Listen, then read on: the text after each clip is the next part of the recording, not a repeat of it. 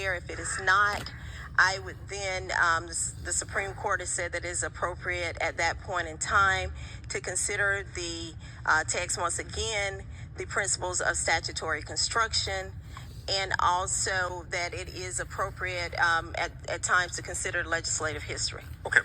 And when we talk about the plain meaning of statutory text, are we talking about the plain meaning as of the moment of enactment, or does the time in question and therefore the meaning of the text in question evolve based on changing social conventions, social norms, linguistic conventions, and so forth over time?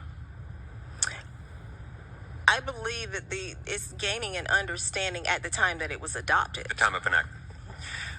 Now, you were the judge assigned to a sentence reduction petition in a case called South Carolina versus Staten. Yes, sir. I hope I'm pronouncing that correctly. It's a case that involved a defendant who had been convicted of murder. It was serving a prison term sentence, a minimum mandatory term of 30 years. As I understand it, you decreased the sentence of the defendant to 28 years rather than 30 years, based on some assistance that he had rendered to the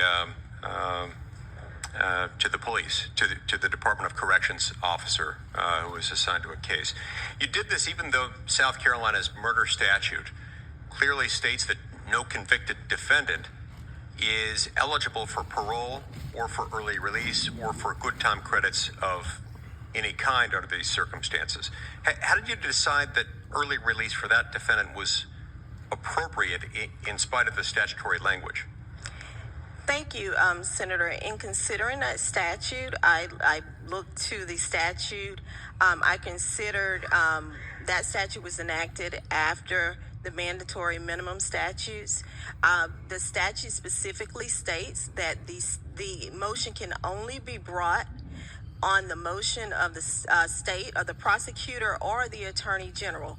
That motion came before me on the motion of the state of South Carolina based on the Department of Corrections request for a reduction in the sentence.